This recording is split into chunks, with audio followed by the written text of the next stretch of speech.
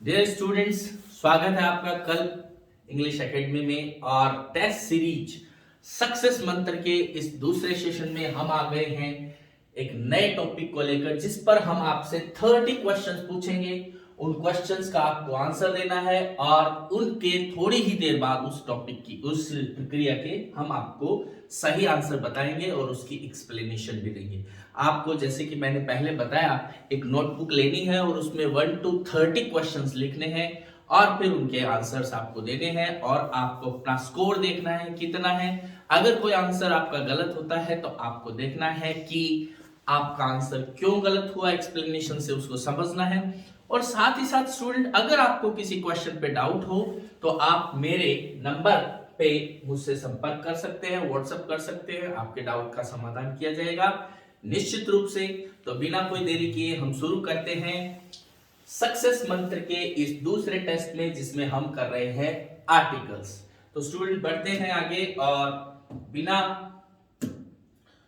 देखिए स्टूडेंट, ये मेरे मोबाइल नंबर है जिस पर आप मुझे व्हाट्सएप कर सकते हैं और इस तरीके से आपका जो डाउट है वो निश्चित रूप से उसका भी समाधान किया जाएगा।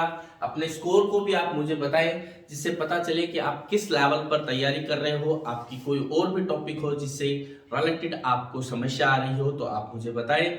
मेरा प्रयास रहेगा कि मोस्ट ऑफ टॉपिक्स जो है वो आपके इसी तरीके से टेस्ट सीरीज के साथ आपको हल करवाए जा सके। और साथ ही साथ ये भी रहेगा कि आपको अगर कोई ऐसे टॉपिक से रिलेटेड या किसी क्वेश्चन से रिलेटेड जो क्वेश्चन टेस्ट सीरीज में नहीं आया है, आपको कोई डाउट हो तो आप निश्चित रूप से मुझे बताएं। आपकी हेल्प करके मुझे खुशी होगी। सक्सेस मंत्र के इस सीरीज ऑफ 30 क्वेश्चन में आपका फिर से स्वागत है और हम शुरू करते हैं विदाउट एनी डिले इस प्रक्रिया को। आर्टिकल्स का पहला क्वेश्चन आपके सामने है और पहले क्वेश्चन में आपको बताना है कि क्या सही आंसर होगा। देखिए क्वेश्चन है ब्लैंक स्पेस के साथ सन इज, फिर ब्लैंक और स्टार। ऑप्शन ए है ए और द, ऑप्शन बी है एन और द, ऑप्शन सी है द और अ, और ऑप्शन डी है द और फिर से द। तो इन दोनों ब्लैंक स्पेसेस में क्या आएगा ये आपको बताना है। तो स्टूडेंट, आपके आंसर का वेट है। आशा है आपने इतनी देर में आंसर पता कर लिया होगा। तो देखिए स्टूडेंट, इसका सही आंसर है C, the sun is a star. अब देखिए स्टूडेंट, जैसे कि आप जानते हैं जो भी हेवनली बॉडीज है, जो भी प्लैनेट्स है, तो उन सब के साथ हम किसका यूज करते हैं, चाहे वो स्टार का नेम हो या चाहे वो प्लैनेट हो, चाहे वो कोई भी और हेवनली बॉडी हो, हम उसके साथ द का यूज करते हैं। इसलिए the sun, the earth, the Jupiter, the Venus, इस तरीके से the Milky Way, the sky, इस बात का अपने को ध्यान रखना है। लेकिन चूंकि यहां पर सन एक स्टार है, यहां स्टार का अगर नाम आता तो नेम के आगे हम क्या लगाते, नेम के आगे हम द का यूज करते। लेकिन यहां पर ये नेम नहीं है, बल्कि ये बताया कि the sun is a star. बहुत इंपॉर्टेंट क्वेश्चन है, कई बार रिपीट हो चुका है, तो आपको इस मामले में ध्यान रखना है कि यहां पर दूसरे स्पेस में द नहीं आएगा, बल्कि ए का ही यूज होगा। आगे बढ़ते हैं अपने सेकंड क्वेश्चन के लिए और सेकंड क्वेश्चन आपके स्क्रीन पर आपके सामने है और सेकंड क्वेश्चन में आपको आंसर देना है।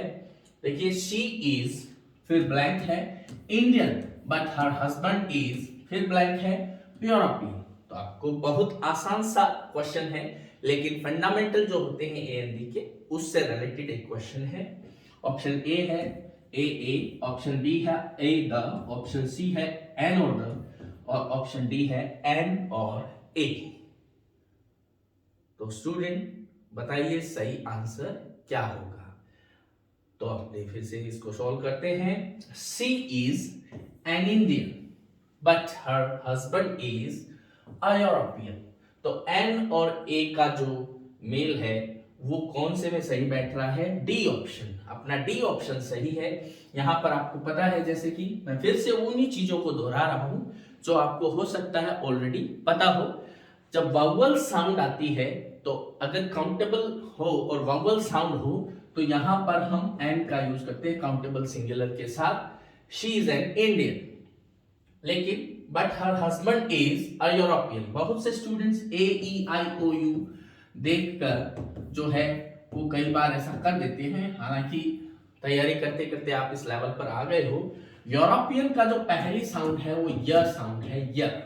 तो आपको ये ध्यान रखना है कि य साउंड जो है वो भले ही ई से ये वर्ड शुरू हो रहा है, लेकिन इसकी पहली साउंड है यूरोपियन य, इसलिए यहां पर एन नहीं आएगा बल्कि ए आएगा, इसलिए ऑप्शन डी जो है अपना सही आंसर है। नेक्स्ट क्वेश्चन की तरफ बढ़ते हैं और नेक्स्ट क्वेश्चन, थर्ड क्वेश्चन आपके सामने है, उसका आपको आंसर देना है blank. Rich should have blank food. बहुत कॉमन क्वेश्चन है, बहुत बार पूछा गया है। A B, A the, option C है द और ऑप्शन डी है द और ए। तो स्टूडेंट आपके हिसाब से इसमें सही आंसर कौन सा होना चाहिए? तो अगर आपका आंसर सी है तो आपका आंसर बिल्कुल सही है। देखिए स्टूडेंट, रिच एक एडजेक्टिव है और पुअर भी एडजेक्टिव है, लेकिन अगर किसी एडजेक्टिव के साथ हम द लगाते हैं तो वो पूरे ग्रुप को बताने लगता है। हालांकि ये प्लूरल नाउन होती है, द प्लस एडजेक्टिव, चाहे वो फिजिकल इकोनॉमिकल एक ग्रुप को बताता है, जैसे the rich, the poor, the innocent, the powerful, the blind, इस तरीके से। यानी द ब्लाइंड मतलब ब्लाइंड लोग, द रिच मतलब जो रिच लोग हैं, अमीर लोग हैं वो, द पुअर मतलब गरीब लोग, द इनोसेंट मतलब निर्दोष और मासूम लोग। तो इस तरीके से द प्लस एडजेक्टिव का जो ये यूज है ये ग्रुप को बताता है। काफी बार ये जो है रिपीट होता है, इसलिए आपको ध्यान रखना है the rich should have the poor. यहां पर आपको स्पेशली ये ध्यान रखना है, इसलिए आंसर होगा द, यानी सी ऑप्शन जो है आपका सही आंसर है। नेक्स्ट क्वेश्चन की तरफ हम बढ़ते हैं। फोर्थ क्वेश्चन आपकी स्क्रीन पर है और आपको इसका सही जवाब देना है। ब्लैंक है higher we go blank cooler we feel. ये बहुत बार पूछा गया क्वेश्चन है, एसएससी में, बैंक्स में, सब में इसको रिपीट किया गया है। तो आपको ध्यान देना है आंसर देते हुए। ऑप्शन है द, बी ऑप्शन है अ द, ऑप्शन सी है द और ऑप्शन डी है नो आर्टिकल। दोनों ही ब्लैंक में, कोई आर्टिकल नहीं आएगा, ऐसा ऑप्शन डी कहता है। तो आपको सही आंसर को चुनना है। यस स्टूडेंट्स, अगर आपका आंसर सी है तो आपका आंसर बिल्कुल सही है। The higher we go the cooler we feel. देखिए स्टूडेंट, ये बहुत इंपॉर्टेंट रूल है आर्टिकल के संबंध में। जनरली एक रूल आता है कि सुपरलेटिव डिग्री के साथ हम आर्टिकल द का यूज करते हैं, सब इसको जानते हैं। इस एक्सप्लेनेशन को आप देखिए, the plus superlative degree. Superlative degree के साथ हम द का यूज करते हैं, the best, the tallest, the darkest, इस तरीके से हम द का यूज करते हैं। लेकिन कंपैरेटिव डिग्री के इस स्ट्रक्चर में जब हम दो पैरेलल चीजों को दिखाते हैं, जिसमें एक इस तरीके के रिलेशन को हम दर्शाते हैं, तो वहां पे भी द का यूज होता है। कुछ और सेंटेंसेस भी इस तरीके के आते हैं, the more the married, the more one wants, the more one gets। तो यहां पर कंपैरेटिव डिग्री के दोनों तरफ का ये जो स्ट्रक्चर है, यहां पर आप देखते हैं कि दोनों तरफ द का यूज हो रहा है। एक सेंटेंस और भी जो इसी तरीके से एग्जाम में आया हुआ है, the older he gets the weaker he feels। जितना वो उसकी उम्र बढ़ती गई उसको वीकनेस फील होती गई। यहां पर देखिए ये द मोर कंपैरेटिव डिग्री, तो फिर आगे मैरियर कंपैरेटिव डिग्री है तो द आया। इसी तरह द मोर का फिर से यहां पर आपको रिलेशन दिख रहा है। द ओल्डर कंपैरेटिव डिग्री है द और वीकर फिर से कंपैरेटिव डिग्री है द। तो the higher we go the cooler we feel. इस चीज को आपको स्पेशली ध्यान में रखना है, क्योंकि जनरली सबको पता है कि सुपरलेटिव डिग्री के साथ द का यूज आता है, लेकिन इस यूज में बहुत से स्टूडेंट्स जो है वो गलती कर देते हैं। लेकिन अगर आपका ऑप्शन सी है तो आपने गलती नहीं की, आपने सही पकड़े हैं आंसर को। तो आगे बढ़ते हैं स्टूडेंट नेक्स्ट क्वेश्चन की तरफ। Fifth question, yes, fifth question फिर से आपकी स्क्रीन पर है और आपको बताना है सही आंसर क्या होगा। She is blank richer of the two. Option A, option B an, option C the, और ऑप्शन डी नो आर्टिकल। तो स्टूडेंट्स आपको बताना है सही आंसर क्या होगा। तो आपने अगर सही आंसर द किया है तो आपका आंसर बिल्कुल सही है। कंपैरेटिव डिग्री के इस नए यूज को भी आपको ध्यान में रखना है। कई बार एग्जाम में आ चुका है। जब कंपैरेटिव डिग्री होती है तो जैसे मैंने आपको पिछले क्वेश्चन में बताया था, पैरेलल स्ट्रक्चर में हम क्या देखते हैं कि द का यूज दोनों तरफ होता है। लेकिन अगर ये स्ट्रक्चर भी आ जाता है of the two, of these two, या of those two, of the two sister, तो यहां पर अगर इस तरीके के स्ट्रक्चर में हम दोनों तरफ द का यूज करते हैं, भले ही कंपैरेटिव डिग्री है लेकिन फिर भी हम यहां पर द यूज करते हैं। जैसे हम कहें कि this chair is blank cheaper of the to. तो यहां पर आप देख पा रहे हैं चीपर और कंपैरेटिव डिग्री, उसके बाद कौन सा स्ट्रक्चर आ रहा है, ऑफ द टू। तो यहां पर अपने को ध्यान रखना है द का यूज होगा। ये क्वेश्चन जब आया था तो बहुत से स्टूडेंट्स का इस आधार पर गलत हो गया था कि उन्होंने सोचा कि कंपैरेटिव डिग्री है तो इस तरीके से आर्टिकल का प्रयोग नहीं करेंगे। तो जैसे कि मैंने आपको फोर्थ क्वेश्चन में बताया और फिफ्थ क्वेश्चन में भी मैं आपको एक्सप्लेन कर रहा हूं, ये वो दो स्थितियां हैं जब कंपैरेटिव डिग्री में भी हम द का यूज करते हैं। तो स्टूडेंट फिफ्थ क्वेश्चन में अगर आपने द किया है तो आपका आंसर बिल्कुल सही है। नेक्स्ट क्वेश्चन की तरफ बढ़ते हैं, सिक्स्थ क्वेश्चन। ये भी क्वेश्चन जो एलडीसी का एग्जाम है उसमें आया हुआ है और फिर से आपको बहुत सारी चीजों का जो आर्टिकल का नॉलेज है, बहुत सारी कॉन्सेप्ट के पॉइंट्स के संबंध में, ये उसको परखने वाला क्वेश्चन है। तो आपको बताना है कि सही क्वेश्चन आंसर कौन सा होगा। मैं क्वेश्चन आपके सामने बोलता हूं, blank Amazon in blank Brazil is blank longest river in blank south America. Option आपके सामने है और आपको बताना है सही आंसर कौन सा है।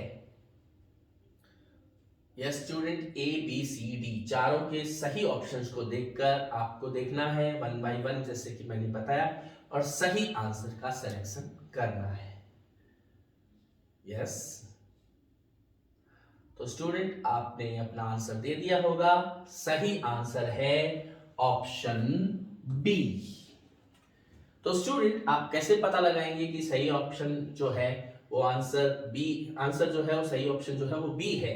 तो इस तरीके के क्वेश्चन जब बड़े क्वेश्चन आते हैं जिसमें मोर देन वन जो ब्लैंक स्पेसेस होते हैं, तो आपको क्या करना है, सबसे पहले वन बाय वन लेना है। Amazon, Amazon is the name of a river. आपको पता है रिवर के नेम के आगे या सी हो, रिवर हो या फिर ओशन हो, उन सब के आगे हम द का यूज करते हैं।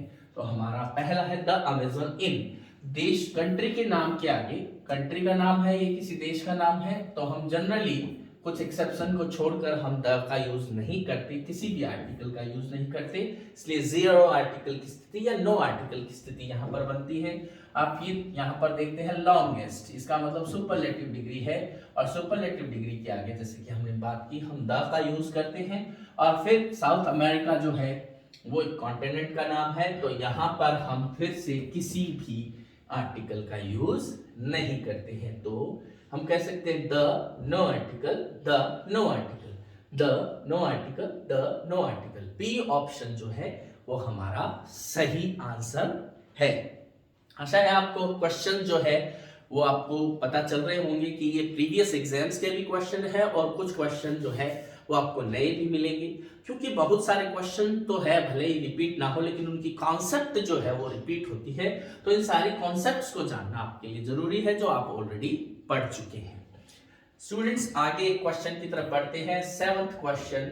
सेवंथ क्वेश्चन में फिर से आपके मल्टी ऑप्शन है। Mister William was blank most famous detective of blank 21st century. Option A है ए, ऑप्शन बी है एंड द, ऑप्शन सी है द और ऑप्शन डी है नो आर्टिकल नो आर्टिकल या जीरो आर्टिकल भी आपको दिया रह सकता है ऐसी स्थिति में। तो आप बताइए स्टूडेंट यहां पर सही आंसर कौन सा होगा। यस तो मैं समझता हूं आपने अपने आंसर दे दिए होंगे। यस आपका सही आंसर होगा द यानी ऑप्शन सी जो है वो आपका सही आंसर होगा। कैसे? मिस्टर विलियम वॉज, देखिए मोस्ट फेमस, तो मोस्ट फेमस डिटेक्टिव है, इसका मतलब सुपरलेटिव डिग्री का यूज है, इसलिए इसके आगे द का यूज होगा। डिटेक्टिव ऑफ 21st सेंचुरी, तो 21st जो है आप देख पा रहे हो कि ये एक्चुअल में ऑर्डिनल्स है, और ऑर्डिनल्स के आगे, ऑर्डिनल्स वो अंक होते हैं जो क्रम को बताते हैं, चाहे वो डिजिट फॉर्म में लिखा जाए या फिर वर्ड में लिखा जाए, चाहे फर्स्ट ऐसे लिखा हो चाहे इस तरीके से लिखा हो, हम इनके आगे द का यूज करते हैं। ऑर्डिनल नंबर जो ऑर्डर को शो करते हैं, the first, the second, the third, the 21st, इस तरीके से हम इसके आगे भी द का यूज करेंगे। और हमारा ऑप्शन सी जो है, दोनों में द का यूज हो रहा है, तो हमारा ऑप्शन सी जो है इसमें सही आंसर है। आपको ये एक्सप्लेनेशन जो है वो स्पेशली ध्यान में रखनी है ताकि आपका क्वेश्चन एग्जाम में गलत ना हो। आगे बढ़ते हैं student. The poet was born in blank, United Kingdom in 1950s। तो अब आप देखिए दो ब्लैंक है आपके सामने और ऑप्शन है ए द, ऑप्शन अ और द, ऑप्शन बी है एन और द, ऑप्शन सी है द और ऑप्शन डी है द नो आर्टिकल। तो आपको बताना है इसमें सही आंसर कौन सा होगा। The poet was born in blank United Kingdom in 1950s। Yes student, हाँ अगर आपका आंसर फिर से सही है तो आपका आंसर बिल्कुल सही है, सी ऑप्शन इसमें सही आंसर होगा। इसकी एक्सप्लेनेशन देखिए, the poet was born in United Kingdom. देखिए स्टूडेंट, देशों के नाम के आगे जैसे कि मैंने आपको बताया, if there is a name of country we don't put any article, हम जनरली कोई आर्टिकल नहीं लगाते और जीरो आर्टिकल की स्थिति बनती है। लेकिन अगर किसी देश के नाम के साथ यूनाइटेड, रिपब्लिक, इस तरीके के जो वर्ड्स लगे, ग्रुप ऑफ आइलैंड, इस तरीके के जो स्पेशल कुछ कंट्रीज है, चाहे वो यूनाइटेड नेशन हो, सॉरी यूएसए हो, या फिर यूनाइटेड किंगडम हो, रिपब्लिक ऑफ चाइना हो, इस तरीके के अगर वर्ड्स किसी देश के नाम के आगे लगे हैं, उस देश के नाम में ये वर्ड शामिल है, तो उनके साथ द का यूज होगा। इसलिए यूनाइटेड किंगडम के साथ द लगेगा। और ये क्या है, 1950s, 1950s का मतलब होगा 1950 का दशक, जिसमें 1950 से लेकर और 1959 तक की जो कह सकते हैं जहां पर 50 आती है, वो पूरा 10 इयर्स का ये जो पीरियड है ये शामिल होता है। इसलिए यहां पर भी आपको ध्यान रखना है 1950s, इसके साथ द का प्रयोग होगा। तो दोनों ऑप्शन द और सी ऑप्शन अपना इसको इंडिकेट करता है, इसलिए सी ऑप्शन बिल्कुल सही आंसर है। तो स्टूडेंट्स, निश्चित रूप से क्वेश्चंस जो है वो एक इस तरीके से चुने गए हैं ताकि एग्जाम में वो स्थितियां जब आपके सामने आए तो आप इनसे घबराए नहीं और आपका कॉन्सेप्ट जो है वो बिल्कुल क्लियर हो। 9th क्वेश्चन की तरफ आ गए हम। 9th क्वेश्चन क्या कहता है, ब्लैंक से स्टार्ट होता है, detective is someone who solves blank, फिर से, और मिस्ट्रीज। अब आपको बताना है, ऑप्शन ए कहता है A no article, option B कहता है एन और द, ऑप्शन सी द और नो आर्टिकल, और ऑप्शन डी है no article no article. Yes student, आपका सही आंसर कौन सा है आप अपनी नोटबुक में लिखिए और फिर मिलाइए कि क्या आपने सही आंसर दिया है। यस, अगर आपका आंसर ए है तो आपका आंसर बिल्कुल सही है। अ detective is someone who solves.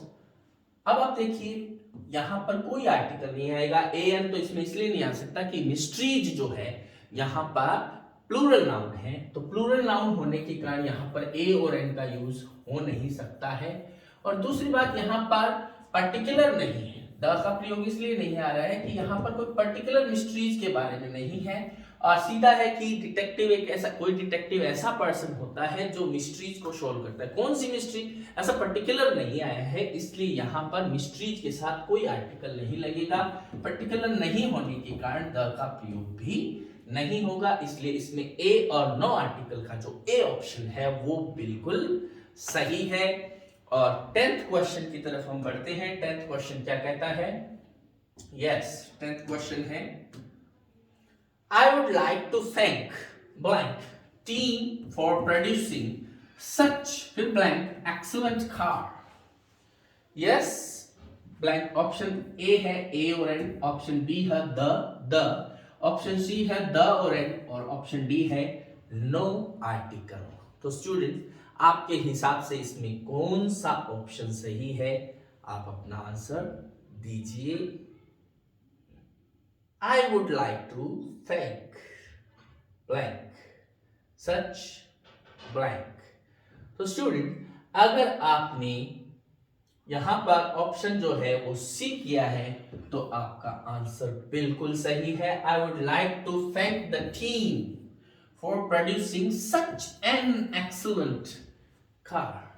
एक बात देखिए स्टूडेंट, यहाँ पर जो स्पीकर है वो किसी पर्टिकुलर टीम को जिसने कोई बढ़िया कार प्रोड्यूस की है उसको कर रहा है, एड्रेस से पता चल रहा है।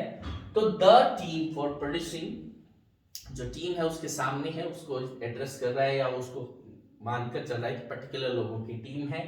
सच एन एक्सेलेंट कार, तो यहां पर आप देखिए कि एक्सेलेंट कार है, कार एक्सेलेंट है तो एक्सेलेंट यहां पर ये वावल साउंड आ गई और कार के आगे एडजेक्टिव लगा है। यहां पर ये भी ध्यान रखना है कि कुछ स्टूडेंट नाउन को देखते हैं, नहीं, आपको अगर नाउन के आगे जो एडजेक्टिव है उसकी साउंड को देखना है कि वो यहां पर इसके आगे ए आएगा या एन आएगा। तो ए वावल साउंड है, निकटतम जो उसके साउंड होती है, नियरेस्ट जो साउंड है उसको देखना है, इसलिए एन एक्सेलेंट कार, इसलिए द प्लस द और एन जो सी ऑप्शन है वो बिल्कुल सही है।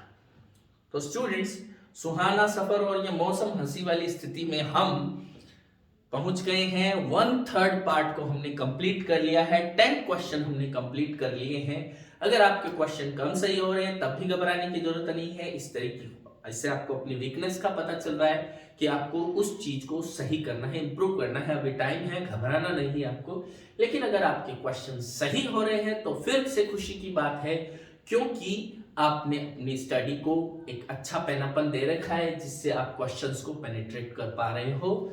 नेक्स्ट क्वेश्चन की तरफ आते हैं। 11th question. Yes, during our journey we came to blank bridge। Option है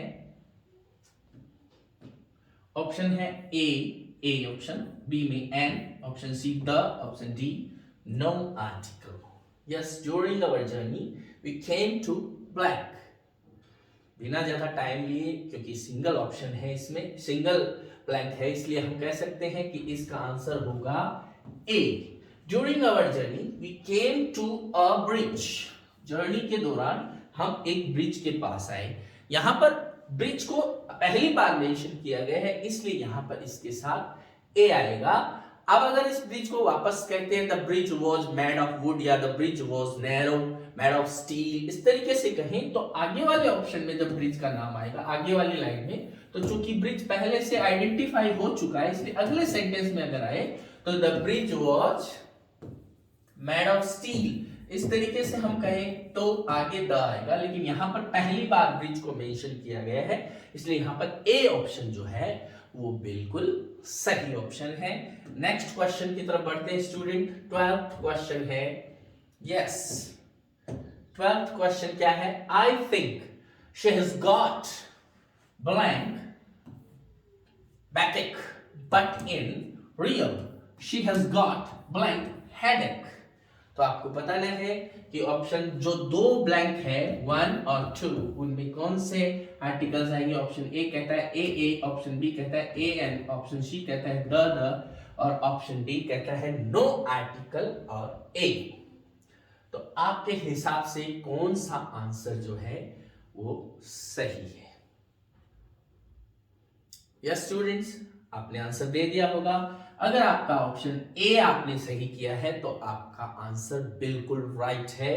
देखिए स्टूडेंट, बैकएक, हेडेक, टूथएक, इस तरीके के जो एक्सप्रेशंस होते हैं उनके साथ इंग्लिश जो है वो ए मान के चलती है। इंग्लिश ग्रामर के रूल के अनुसार उनके साथ ए आएगा। कुछ स्टूडेंट सोचते हैं सर ये काउंटेबल नहीं है या ऐसे, तो ये फिक्स फ्रेजेस की तरह यूज होते हैं और इनके साथ ए का यूज होता है। आपको ध्यान रखना है, हालांकि फ्लू हो तो उसके साथ द या विदाउट आर्टिकल भी वो यूज हो सकता है, लेकिन ये बैकएक, टूथएक, हेडेक इस तरीके के जो है उनके साथ ए का यूज होगा। A backache, she has got a head, तो हम कह सकते हैं दोनों जगह अ का यूज होगा आर्टिकल और वहां पर ए ऑप्शन इसको फुलफिल करता है, इसलिए अपना ऑप्शन ए जो है वो बिल्कुल सही ऑप्शन है।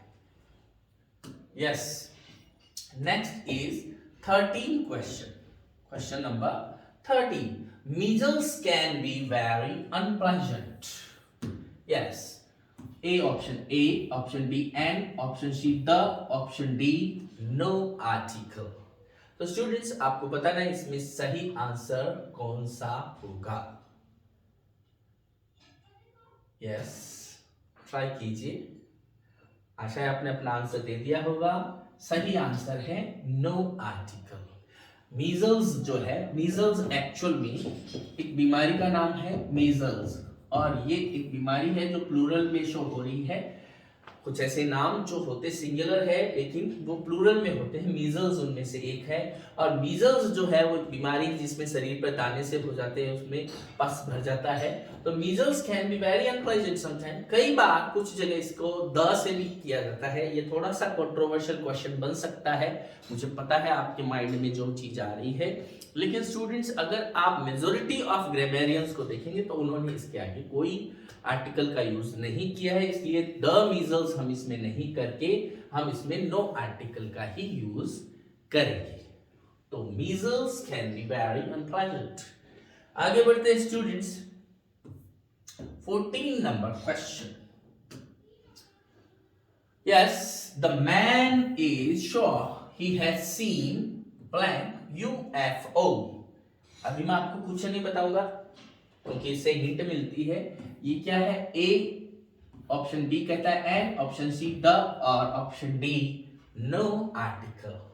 तो स्टूडेंट्स आपको बताना है कि यहां पर कौन सा आंसर जो है वो सही होगा। तो अगर आपने ऑप्शन ए किया है तो बिल्कुल सही ऑप्शन आपने चुना है, ए यहां पर होगा। यूएफओ ऐसे ऑब्जेक्ट्स को कहते हैं जिनकी पहचान नहीं होती, जिनके बारे में बिलीव किया जाता है कि वो अर्थ से रिलेटेड नहीं है बल्कि अदर प्लैनेट्स में जो जीवन की पॉसिबिलिटी ढूंढ रहे हैं, उन ऐसे अलग अलग ग्रहों से या किसी सोलर सिस्टम से वो आए हैं जिनकी पहचान आज तक हमें नहीं हो सकी है। यूएफओ की फुल फॉर्म जो होती है वो अनआइडेंटिफाइड, F for flying और O for objects, unidentified flying objects, UFO जिसको आप उड़न तस्तरी या इस तरीके से कहते हैं, वो है ये अनआइडेंटिफाइड फ्लाइंग ऑब्जेक्ट्स है जिनके आइडेंटिटी पता नहीं होती कि वो किस देश से कहां से आए हैं, क्योंकि ऐसा बिलीव किया जाता है वो इस धरती से नहीं बल्कि बाहर से। कुछ लोगों ने ये दावा भी किया है कि उन्होंने ऐसे कई ऑब्जेक्ट्स देखे हैं, कई बार देखे हैं, कई बार देखने की रिपोर्ट आती है। तो यहाँ पर यूएफओ एक्चुअल में जो पहली साउंड है वो यह यू, इसलिए यहाँ पर क्या आएगा? ए आएगा। लेकिन स्टूडेंट अगर ये यूएफओ इस तरीके से आ जाता अनआइडेंटिफाइड फ्लाइंग ऑब्जेक्ट, तो आप देखते पहली साउंड क्या होती? वाउअल, तो इस जगह फिर एन आता, लेकिन यहाँ पर ये कॉन्ट्रैक्टेड फॉर्म में आया है यूएफओ, तो इसके आगे ए आएगा। आपको ये ध्यान रखना है। Next, listen to, yes, I listen to the news on blank radio। तो ए ऑप्शन है, ए, option B and, option C the और ऑप्शन डी नो आर्टिकल। तो आपको बताना है कि यहां पर सही आंसर कौन सा होगा।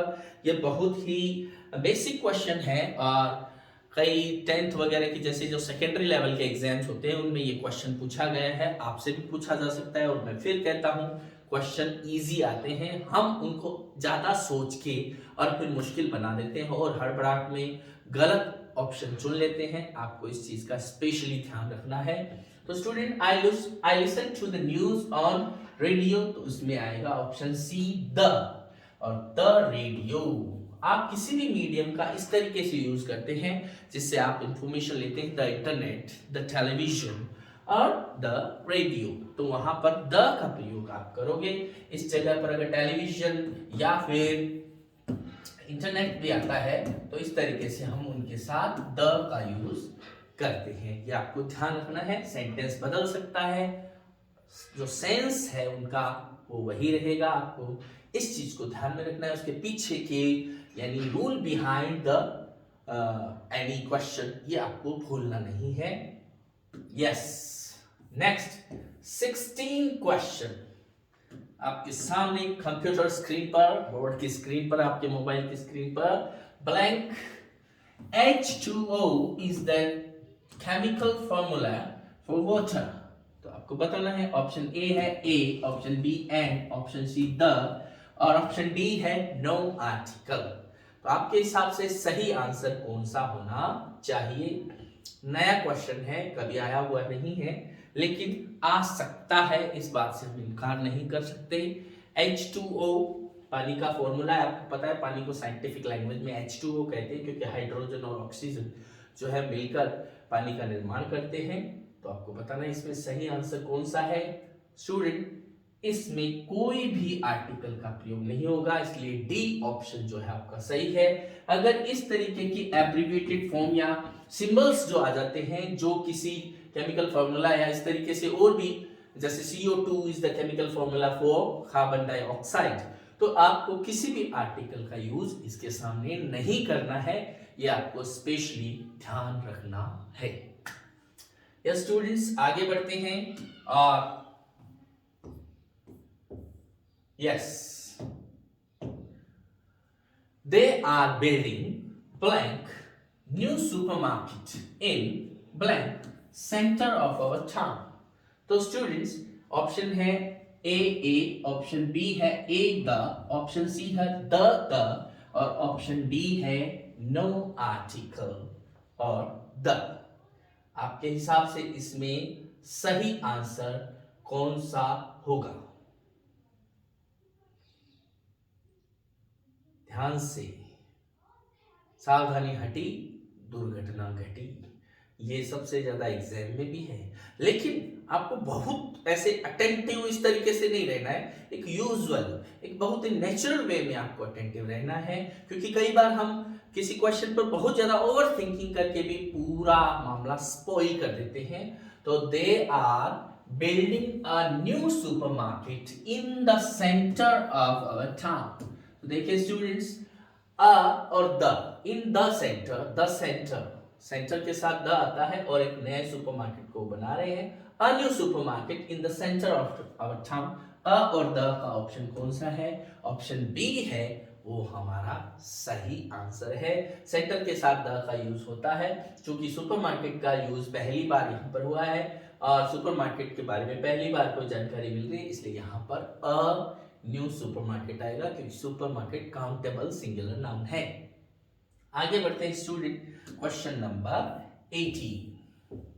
यस, ब्लैंक, आप देखिए, who is at blank door? It's, फिर ब्लैंक, पोस्टमैन।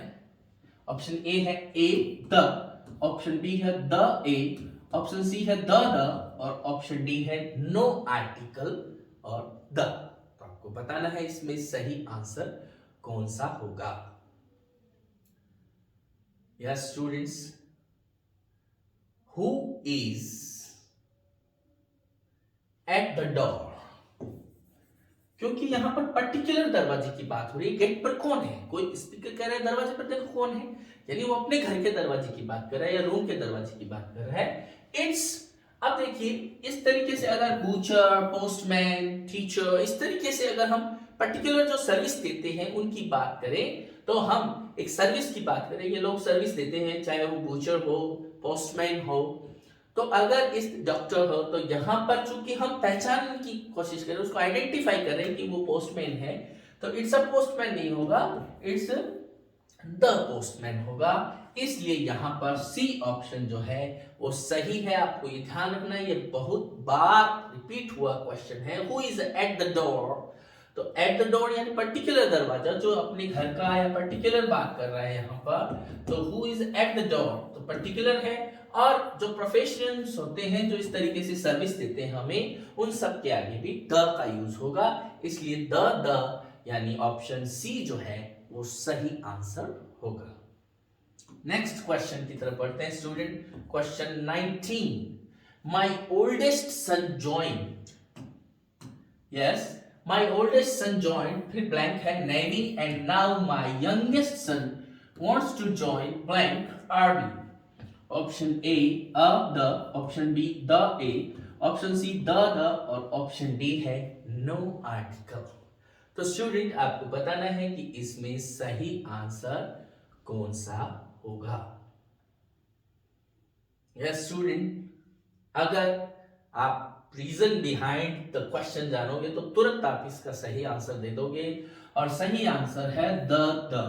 देखिए स्टूडेंट, बिजनेस के जो टाइप्स होते हैं, चाहे पॉलिटिक्स हो, चाहे आर्मी हो, चाहे नेवी हो, यानी कंप्यूटर हो, तो यहां पर हम द का यूज करते हैं। अगर ऐसे होता my oldest son join the army या फिर द पॉलिटिक्स द कंप्यूटर्स, तो वहां पर इसका मतलब वो फील्ड, उस पर्टिकुलर फील्ड के बारे में वो बात हो गई, इसलिए इनके साथ द का प्रयोग आता है। फिर यही रूल इसमें लागू होता है द आर्मी, तो द का यूज होने के कारण यहां पर दोनों तरफ 19 क्वेश्चन में दोनों जो ब्लैंक्स है उनमें द का यूज होगा, और इसलिए सी ऑप्शन जो है वो बिल्कुल सही है। नेक्स्ट 20th क्वेश्चन आपके सामने है। 20th क्वेश्चन क्या कहता है? France celebrated the 2200th anniversary of French revolution in blank 1989।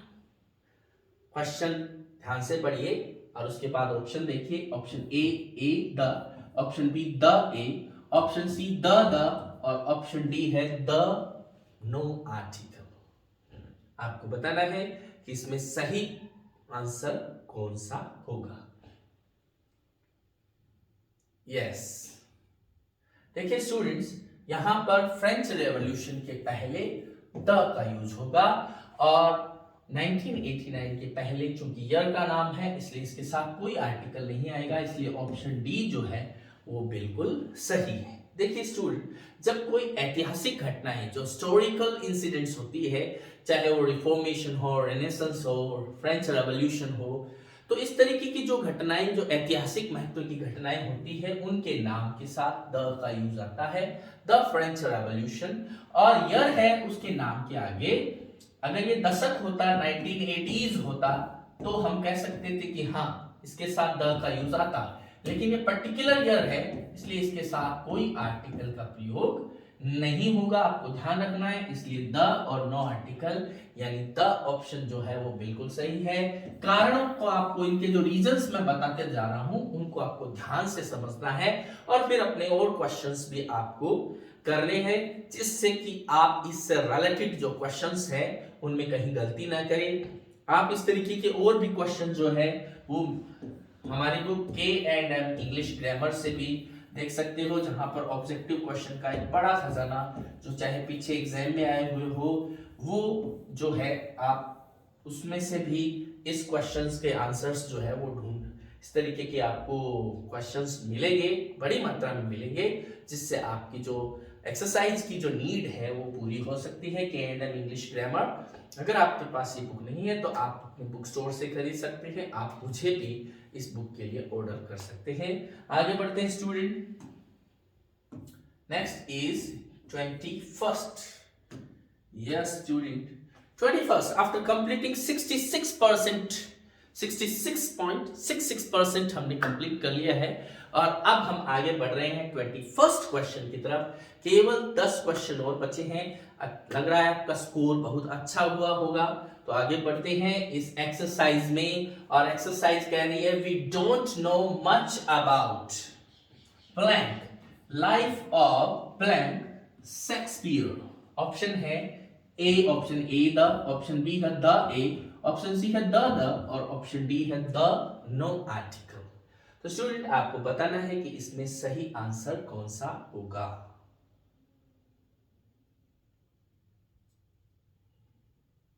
जैसा अगर आपका आंसर डी है तो आपका आंसर बिल्कुल सही है। अब देखिए स्टूडेंट इसके पीछे का कारण देखिए, लाइफ एक एब्स्ट्रैक्ट नाउन है और आप जानते हैं कि इस तरीके से एब्स्ट्रैक्ट नाउन अगर जनरल सेंस में आती है, अगर लाइफ जो है, लाइफ जैसी कोई भी एब्स्ट्रैक्ट नाउन, चाहे मटेरियल नाउन, चाहे वो एब्स्ट्रैक्ट नाउन हो, चाहे मटेरियल नाउन हो, या कोई भी अदर थिंग्स जहां पर हम आर्टिकल का यूज करते हैं, अगर वो जनरल सेंस में आ रही हो, आर्टिकल का यूज नहीं करते, तो वो जनरल सेंस में हम उनके साथ आर्टिकल नहीं लगाते। जब वो जनरल सेंस में आती है यानी सामान्य अर्थ में, जैसे हम कहें कि लाइफ इज वैल्यूएबल, जीवन जो है वो मूल्यवान है, तो यहां पर इसके साथ चूंकि लाइफ जो है किसी पर्टिकुलर लाइफ की बात नहीं कही है, इसलिए यहां पर द का प्रयोग नहीं होगा बल्कि जीरो आर्टिकल का यूज होगा। तो स्टूडेंट जीरो आर्टिकल क्यों आया? क्योंकि लाइफ यहां पर एक जनरल सेंस में बताई हुई है, इसलिए किसी भी आर्टिकल का प्रयोग यहां पर नहीं होगा, यह आपको ध्यान रखना है। इसी तरह हम कहें लव इज यस, अगर हम इस तरीके से कहें कि लव इज ब्लाइंड, प्यार अंधा होता है, लव इज ब्लाइंड, या हम कहें काइंडनेस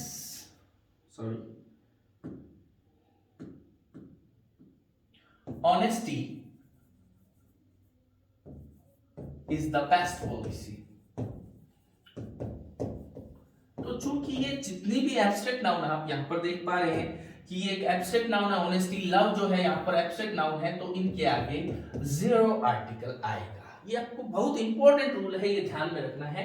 लेकिन अगर यहाँ पर हम किसी पर्टिकुलर की बात करें, जैसे हम कहें love of Lord Krishna and Radha was is immortal, तो हम यहां पर कृष्ण राधा इज इमॉर्टल, यानी कृष्ण राधा का प्रेम जो है वो अमर है। तो यहां पर अगर हम लव को हम बता रहे हैं, कौन सा लव, किस लव की बात कर रहे हैं हम, तो यहां पर लव को हम पर्टिकुलर बता रहे हैं, किसका love, love of Lord Krishna and Radha, तो यहां पर हम किसका प्रयोग करेंगे, द का प्रयोग करेंगे। लेकिन हम सीधा कहें कि लव इज इमॉर्टल, तो उसके आगे कोई आर्टिकल नहीं आएगा। अब ऐसे आपने देखिए honesty is the best policy, यहां पर आपने ऑनेस्टी है वो बेस्ट पॉलिसी है सीधा कहा है, यानी ऑनेस्टी को कोई पर्टिकुलर वे में नहीं लिया, किसी विशेष व्यक्ति की विशिष्ट नाउन से रिलेटेड उसको नहीं पता है, इसलिए एब्स्ट्रैक्ट नाउन होने के कारण उसके साथ कोई आर्टिकल यहां पर नहीं जुड़ रहा है। लेकिन हम कहें the water God was impressed at the honesty, impressed with the honesty of the honesty of the woodcutter impressed the water god। तो यहां पर ऑनेस्टी किसकी ऑनेस्टी, वाटर गॉड की ऑनेस्टी, इसलिए अगर ऐसी सेंस में आता है तो उसके साथ वुडकटर की ऑनेस्टी, तो वहां पर द का प्रयोग होगा। तो यहां पर लाइफ है, और लाइफ किसकी बताई जा रही है, लाइफ आप देख पा रहे हैं शेक्सपियर की लाइफ बताई जा रही है, इसलिए पहले ऑप्शन में द का प्रयोग। अब आप देखिए शेक्सपियर जो है यहाँ पर नाम है, और जब नाम एक सामान्य रूप में हम किसी का नाम लेते हैं तो उसके साथ किसी आर्टिकल का प्रयोग नहीं करते, इसलिए यहाँ पर द आर्टिकल का प्रयोग होगा। और नाम के बारे में आप जानते हैं कि नाम के साथ भी हम द का प्रयोग कर सकते हैं, स्पेशली कब, जब हम उसको कंपेयर करने के लिए किसी का प्रयोग कर रहे हो। जैसे हम कहें कि Kalidas is considered Shakespeare of India. अब हम कहें कि कालिदास को भारत का शेक्सपियर कहा जाता है, तो अगर हमें यहां पर हम कालिदास जो है, जो उसको जो कि एक प्रॉपर नाउन है, उसको प्रॉपर नाउन के रूप में ले रहे हैं, इसलिए उसके साथ कोई आर्टिकल नहीं है। लेकिन यहाँ पर शेक्सपियर को हम एक कॉमन नाउन की तरह प्रयोग कर रहे हैं, एक ऐसी कॉमन नाउन, यानी कोई भी ऐसा किसी भी देश का ऐसा पोएट जो है जो अपने ड्रामा या पोएट्री के लिए फेमस हो उसे वहां का शेक्सपियर कह देते हैं, इसलिए इसके साथ द का प्रयोग हुआ। लेकिन जनरल सेंस में सामान्य जब हम किसी का नाम ले तो उसके नाम के साथ कोई आर्टिकल का प्रयोग नहीं करते। इसलिए आप देख पा रहे हो कि the life of Shakespeare, D option जो है वो अपना सही आंसर होगा। तो स्टूडेंट्स, अगर आपने द और क्रॉस यानी जीरो आर्टिकल रखा है तो डी ऑप्शन आपने चुना है और आपका आंसर बिल्कुल सही है। आगे बढ़ते हैं स्टूडेंट्स। नेक्स्ट क्वेश्चन भी बहुत अच्छा क्वेश्चन है जो आपको ध्यान में रखना है। यस, क्वेश्चन है, do you know who killed President Lincoln? Option A कहता है ए, option B and, option C the और ऑप्शन डी नो आर्टिकल। तो आपको बताना है कि कौन सा आंसर जो है वो सही है। Do you know who killed blank president Lincoln? तो स्टूडेंट, आप देख पा रहे हैं कि यहां पर आपको चारों ऑप्शन दिए गए हैं और आपको एक चुनना है। बड़ी मुश्किल बाबा, बड़ी मुश्किल वाली स्थिति हो सकती है कई लोगों के लिए। तो स्टूडेंट, यहां पर अगर आपने डी ऑप्शन चुना है तो आपका ऑप्शन बिल्कुल सही है, नो आर्टिकल। अब आपको यहां पर फिर एक इंपॉर्टेंट रूल ध्यान में रखना है। अगर आपने प्रेसिडेंट या प्राइम मिनिस्टर इस तरीके के वर्ड्स का यूज किया है directly, do you know who killed the president, who killed the prime minister, तो यहां पर हम द का प्रयोग करें। लेकिन इसके आगे अगर आप प्लस नेम कर देते हो, नेम या उसका कोई भाग कर देते हो, तो यहां पर हम किसी आर्टिकल का प्रयोग फिर नहीं करेंगे। इसलिए प्रेसिडेंट के साथ लिंकन या अब्राहम लिंकन अगर हो तो हम उसके साथ कोई आर्टिकल का प्रयोग नहीं करेंगे। Do you know who killed President Lincoln?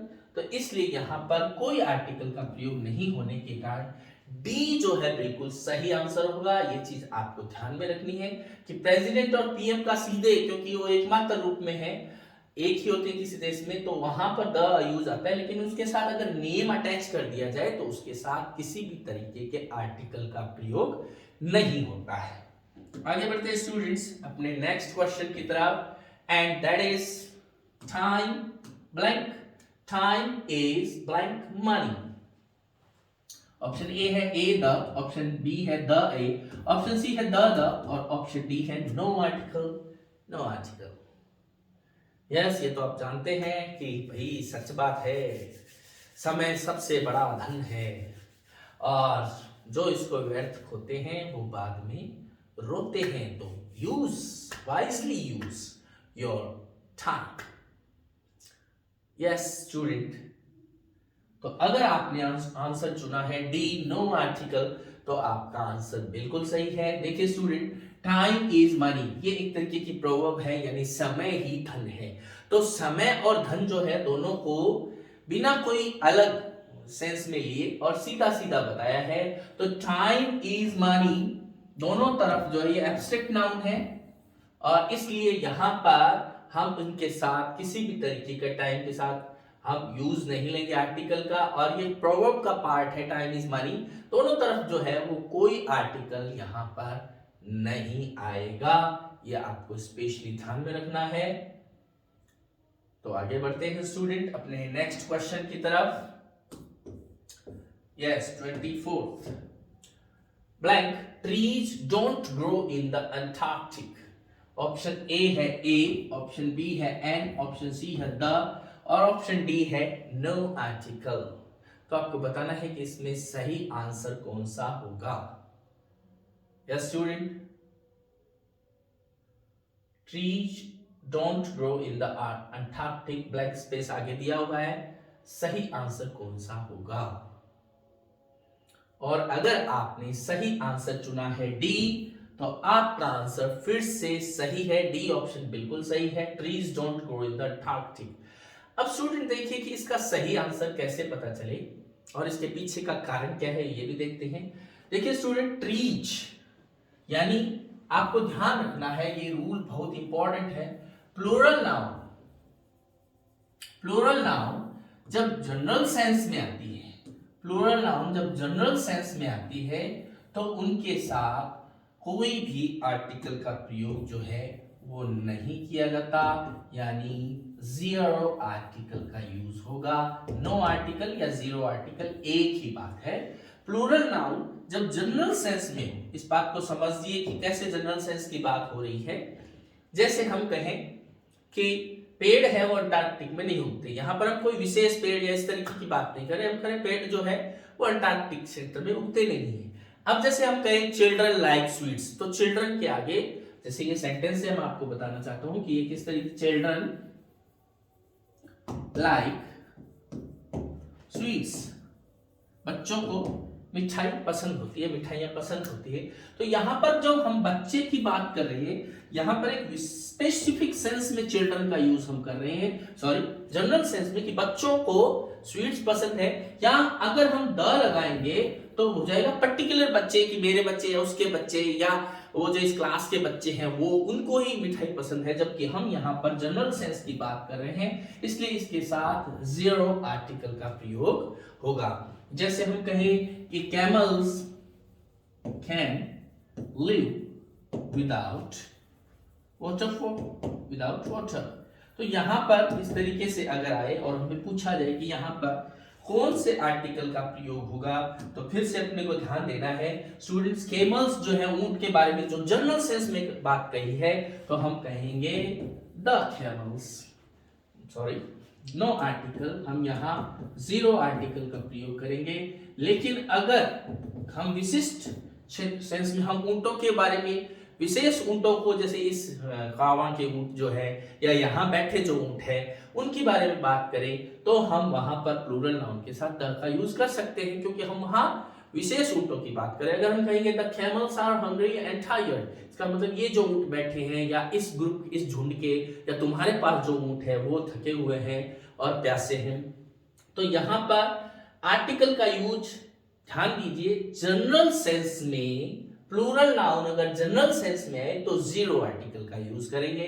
Plural noun के साथ अगर आप स्पेसिफिक सेंस देना चाहते हो तभी आर्टिकल दैट का यूज करोगे, अदरवाइज आप यहां पर किसी आर्टिकल का यूज नहीं करोगे, इसलिए जीरो आर्टिकल की स्थिति यहां पर बनती है। ये आपको स्पेशली ध्यान रखना है। जैसे एक सेंटेंस के थ्रू मैं और आपको बताता हूं, अगर मैं कहूं कि कंप्यूटर्स आर यूजफुल मशीन, तो अगर हम कहें कि कंप्यूटर यूजफुल होते हैं तो सारे कंप्यूटर्स यूजफुल है, और यहां पर अपने को पूछा जाए कि कौन से आर्टिकल का प्रयोग होगा, तो जीरो आर्टिकल का यूज होगा। लेकिन हम कहें कि कंप्यूटर्स अब आर वेरी एक्सपेंसिव, हम पर्टिकुलर किसी ऑफिस के या जो मेरे पास कंप्यूटर है उसकी बात करें कि the computers are very expensive, ये कंप्यूटर्स बड़े एक्सपेंसिव हैं, तो वहां पर हम द का यूज करें। लेकिन हम जो नॉर्मली ऐसे कहें कंप्यूटर्स आर यूजफुल मशीन, तो वहां पर किसी आर्टिकल का प्रयोग नहीं करेंगे। बहुत इंपॉर्टेंट रूल है, इसलिए मैंने इस पर आपको जोर दिया है और आपको ये ध्यान रखना है। नेक्स्ट क्वेश्चन की तरफ बढ़ते हैं, 25th क्वेश्चन की तरफ। आई have never scene blank evening like it. I have never seen an evening like it. देखिए A option, N option, the option और डी ऑप्शन, नो आर्टिकल। आपको बताना है कि यहां पर कौन सा ऑप्शन जो है वो सही है, A, N, the, no article.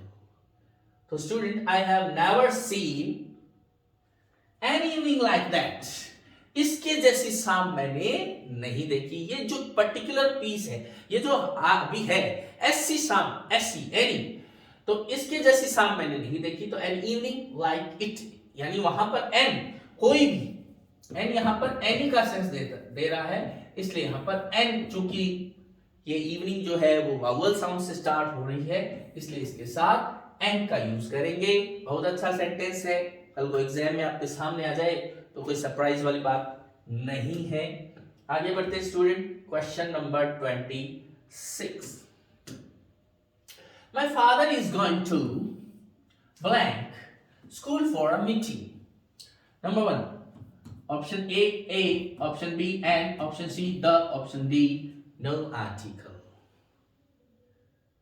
या स्टूडेंट, बिना डिले अगर आपका आंसर द है तो बिल्कुल सही आंसर आपने चुना है।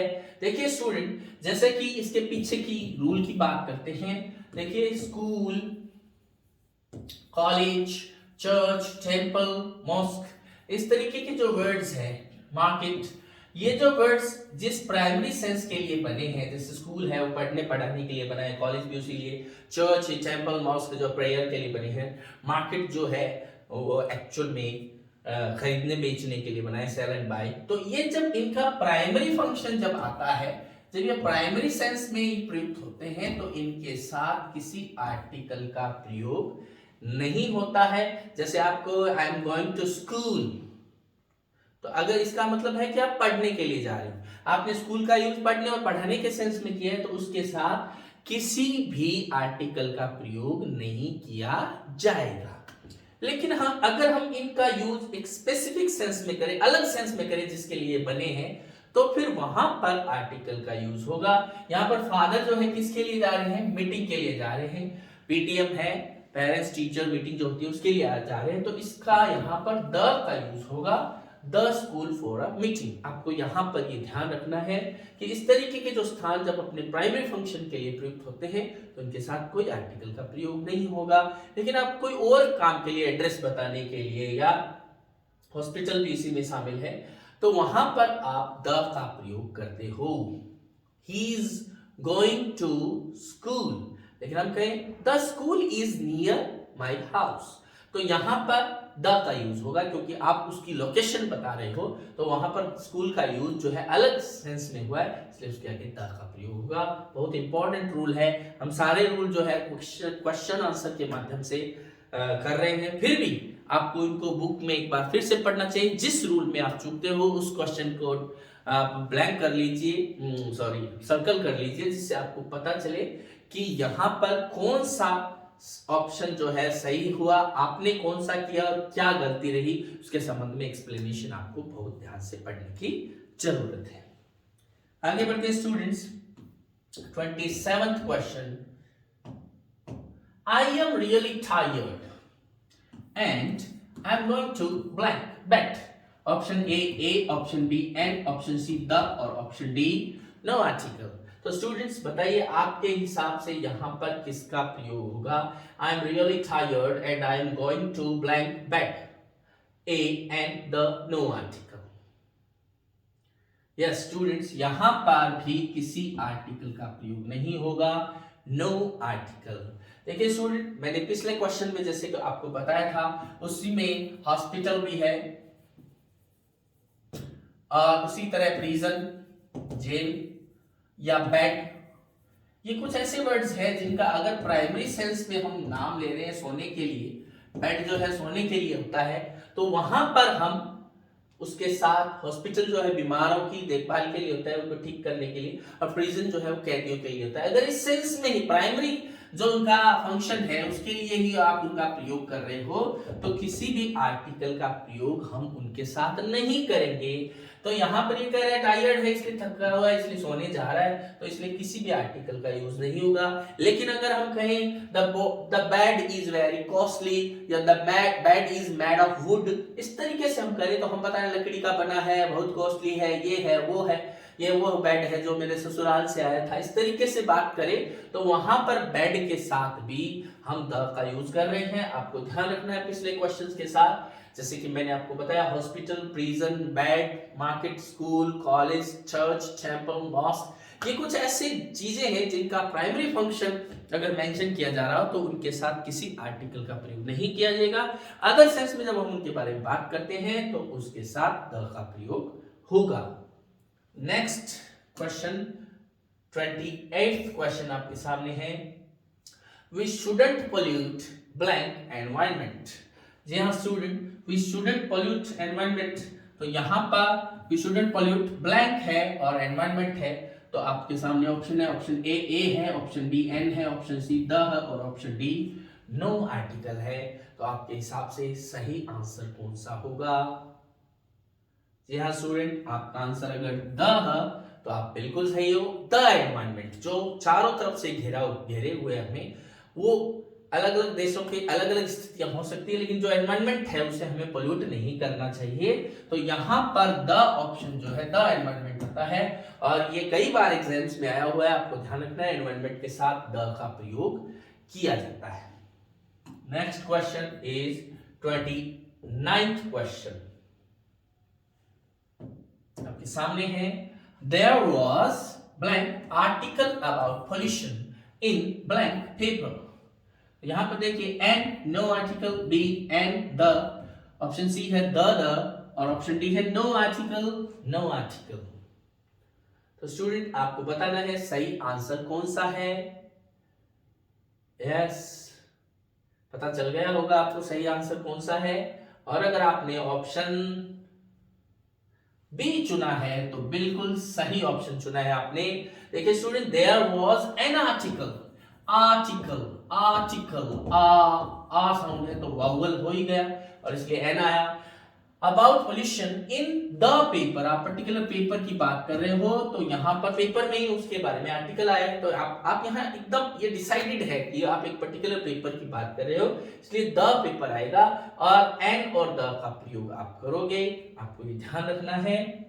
नेक्स्ट क्वेश्चन, और नेक्स्ट क्वेश्चन के साथ ही हमारी टेस्ट सीरीज जो होती है उसके आज के इस क्वेश्चन का एंड हो जाएगा। ऑरेंजेस कंटेन विटामिन सी, को बताना है कि सही option A and the no article. Yes student, आप बताइए इसमें से सही आंसर कौन सा होगा। Yes student, no article is D option is the right option. देखिए स्टूडेंट, यहां पर चूंकि ऑरेंजेज है इसलिए ए और एन तो आ ही नहीं सकते, एक्सक्लूडिंग मेथड से करें। The oranges contain vitamin C, इसका मतलब तो हम कह रहे हैं कि बस ये तीन जो यहाँ पड़े हैं या इस बास्केट में जो पड़े हैं उन्हीं ऑरेंजेज में विटामिन सी होता है। जबकि जनरल सेंस में प्लूरल नाउन, जैसे कि मैंने ये रूल आपको बताया था, प्लूरल नाउन जो है वो जनरल सेंस में प्रयुक्त हुई है, इसलिए इसके साथ द का प्रयोग होगा, सॉरी नो आर्टिकल का प्रयोग होगा। ये आपको स्पेशली ध्यान में रखना है। प्लूरल नाउन जब जनरल सेंस में आई है तो इसके साथ जीरो आर्टिकल का प्रयोग होगा। जनरल सेंस में यहां पर प्रयुक्त हुई है इसलिए जीरो आर्टिकल। अगर आप कोई पर्टिकुलर कहो, आप कहो the oranges are fresh and juicy, इसका मतलब जो बास्केट में ये ऑरेंजेस पड़े ये बड़े फ्रेश है और जूसी है, तो उसके साथ द आप लगा सकते हो। लेकिन अगर प्लूरल नाउन जनरल सेंस में यूज हो रही है तो इसके साथ किसी भी तरीके के आर्टिकल का प्रयोग नहीं होगा। तो स्टूडेंट, अब तक आपने 30 क्वेश्चंस किए हैं। हालांकि आर्टिकल्स के और भी कुछ रूल्स जो है वो आप यहां पर फंक्शन कर सकते हैं, आप उनके बारे में भी क्वेश्चन पूछे जा सकते हैं। हमने कोशिश की है जो मोस्ट इंपॉर्टेंट जो बातें हैं आपको बताएं। 30 क्वेश्चन एक सही आंकड़ा है कि जिससे आपकी तैयारी की परख हो जाती है कि अगर आपने इसमें यहां पर अगर अच्छा अचीव किया तो बचे हुए के रूल भी हैं वो भी आपने सही किए होंगे।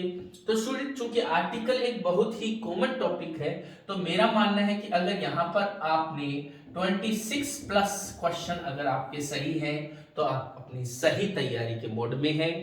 आपका जो सिलेक्शन होने का जो चांस है वो बहुत अच्छे लेवल पे है। लेकिन अगर आपके कम बन रहे हैं तो उन गलतियों को सोचिए कि आपने क्या गलती की। अगर एक्सप्लेनेशन से आपको कोई हेल्प मिलती है तो आगे वो दोबारा गलती ना कीजिए और एक्सरसाइज निकालिए, और साथ ही साथ अपने स्कोर्स जो है वो हमें जरूर बताएं। अगला टॉपिक जो होगा वो भी इसी तरह एग्जाम से रिलेटेड होगा, जो आपके लिए जो सीईटी के स्टूडेंट्स हैं, जो टीचर्स ग्रेड की तैयारी करने वाले स्टूडेंट्स हैं, या फिर वो स्टूडेंट्स जो स्कूल या कॉलेज एजुकेशन में पढ़ रहे हैं, वो इंग्लिश की तैयारी जो है वो हर लेवल पे इंग्लिश उनके काम आएगी, तो यहाँ पर वो अपनी तैयारी को परख सकते हैं। तो स्टूडेंट, आज के लिए ये इतना ही, और अगर आपको हमारा ये प्रयास अच्छा लगा है तो आप कमेंट जरूर कीजिए, अपने फ्रेंड्स को इस चैनल के बारे में बताइए, लाइक शेयर और सब्सक्राइब कीजिए कल्प इंग्लिश एकेडमी को। आपके कोई भी सुझाव है आप वेलकम है उनका, आप हमें बताइए। निश्चित रूप से आपके सुझाव हमें मिलते रहते हैं और टाइम टू टाइम हम उन पर अमल करते हैं। जैसे कि आपका सुझाव आया कि सर टेस्ट सीरीज स्टार्ट कीजिए, तो हमने उस पर कोशिश की है कि हम उनके बारे में आपको इस तरीके से मोटिवेट कर सके आपके सुझावों के अनुसार करके। तो स्टूडेंट्स, आप तैयारी करते रहिए। नेक्स्ट चैप्टर जो है वो भी इसी तरह आपके लिए बहुत बेनिफिशियल होगा, क्योंकि मैं उसका नाम इसलिए नहीं बता रहा हूं क्योंकि अब तैयारी का वो मोड आ गया है कि अब आपको सारे चैप्टर जो है वो तैयार मिलने चाहिए। इसलिए अपनी स्टडी को पैनापन दीजिए और कल्प इंग्लिश एकेडमी के साथ बने रहिए, हंसते रहिए, मुस्कुराते रहिए, स्वस्थ